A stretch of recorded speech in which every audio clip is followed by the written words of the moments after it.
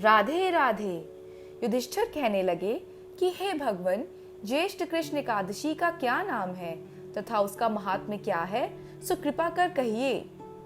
भगवान श्री कृष्ण कहने लगे कि हे राजन, यह एकादशी अचला तथा अपरा दो नामों से जानी जाती है। पुराणों के अनुसार ज्येष्ठ कृष्ण पक्ष की एकादशी अपरा एकादशी है, क्योंकि यह अपार धन देने वाली है। जो मनुष्य इस व्रत को करते हैं वे संसार में प्रसिद्ध हो जाते हैं। इस दिन भगवान त्रिविक्रम की पूजा की जाती है। अपरा एकादशी के व्रत के प्रभाव से ब्रह्म हत्या, भूत योनि, दूसरे की निंदा आदि के सब पाप दूर हो जाते हैं। इस व्रत के करने से पर स्त्री गमन, झूठी गवाही देना, झूठ बोलना, झूठे शास्त्र पढ़ना या बनाना, झूठा ज्योतिषी बनना तथा झूठा वैद्य बनना आदि सब पाप नष्ट हो जाते हैं। जो क्षत्रिय युद्ध से भाग जाए वे नरकगामी होते हैं, परंतु अपरा एकादशी का व्रत करने से वे भी स्वर्ग को प्राप्त होते हैं। जो शिष्य गुरु से शिक्षा ग्रहण करते हैं फिर उनकी निंदा करते हैं वे अवश्य नरक में पड़ते हैं, मगर अपरा एकादशी का व्रत करने से वे भी इस पाप से मुक्त हो जाते हैं। जो फल तीनों पुष्कर में कार्तिक पूर्णिमा को स्नान करने से या गंगा तट पर पितरों को पिंडदान करने से प्राप्त होता है, वही अपरा एकादशी का व्रत करने से प्राप्त होता है। मकर के समय प्रयागराज के स्नान से, शिवरात्रि का व्रत करने से, सिंह राशि के बृहस्पति में गोमती नदी के स्नान से, कुंभ में केदारनाथ के दर्शन या बद्रीनाथ के दर्शन, सूर्य ग्रहण में कुरुक्षेत्र के स्नान से, स्वर्ण दान करने से अथवा अर्ध प्रसूता गोदान से जो फल मिलता है वही फल अपरा एकादशी के व्रत से मिलता है।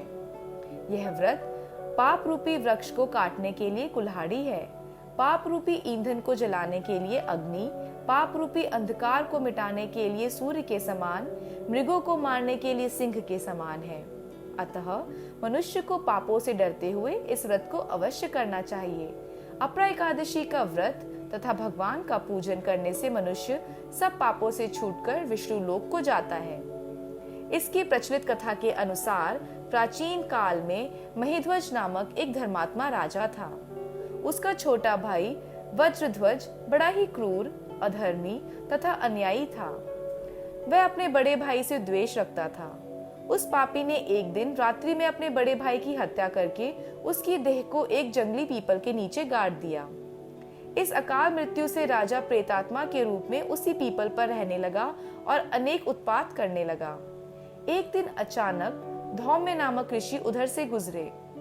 उन्होंने प्रेत को देखा और तपोबल से उसके अतीत को जाना। अपने तपोबल से प्रेत उत्पात का कारण समझा। ऋषि ने प्रसन्न होकर उस प्रेत को पीपल के पेड़ से उतारा तथा परलोक विद्या का उद्देश्य दिया। दयालु ऋषि ने राजा के प्रेत योनि से मुक्ति के लिए स्वयं ही अपरा यानी अचला एकादशी का व्रत किया और उसे अगति से छुड़ाने को उसका पुण्य प्रेत को अर्पित कर दिया। इस पुण्य के प्रभाव से राजा की प्रेत योनि से मुक्ति हो गई। वह ऋषि को धन्यवाद देता हुआ दिव्य देह धारण कर पुष्पक विमान में बैठकर स्वर्ग को चला गया। हे राजन, यह अपरा एकादशी की कथा मैंने लोकहित के लिए कही है। इसे पढ़ने अथवा सुनने से मनुष्य सब पापों से छूट जाता है। इस दिन ककड़ी का सागार लिया जाता है। ककड़ी जैसे फल तथा अन्य फल भी ले सकते हैं। दूध से बनी सामग्री, खोवा से बनी मिठाई भी ले सकते हैं। जय श्री कृष्णा।